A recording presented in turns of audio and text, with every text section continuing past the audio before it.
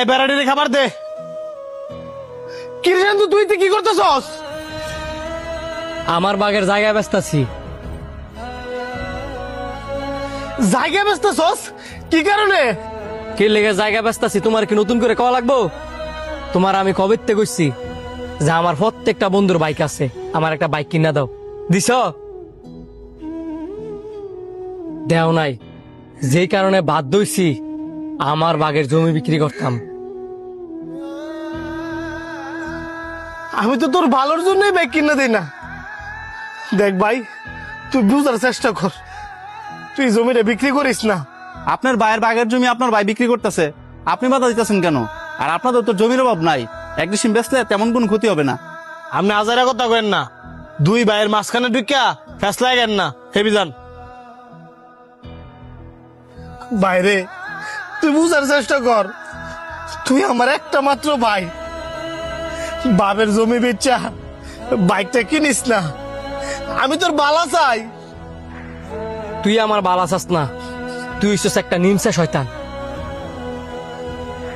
এমনি তুই ফকিন্নির মতো থাকলেও ঠিকই আমার আড়ালে আড়ালে ব্যাংক ব্যালেন্স করে শুয়ে দিছস। তুই আমার এই কথাটা কইতে পারলি? তুই যদি এখান থেকে না যাস তাইলে আমি আরো নোংরা নোংরা কথা কম। ঠিক আছে, তোর জমি বেচার দরকার নাই, তুই আমার 2টা দিন সময় দে, আমি গোয়ালেতে 2টা হাড় করে বেচা তোর বাইক কিনে টিয়া দিতেছি।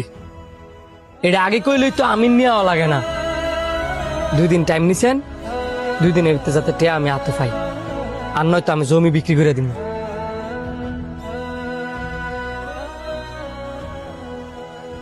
কি রে, তুই 2 দিন ধরে মন মরা হয়ে রয়েছিস কিনলি গিয়া? নতুন বাইক কিনলি, কই বন্ধু বান্ধব ট্যুর দিমু, তা না বন্ধু বান্ধব ফোন দিলে উল্টা ফোন কাটিয়া দেস। তুই থাক, আমি বাড়িতে গেলাম, কোনো কিছু ভালো লাগতেছে না।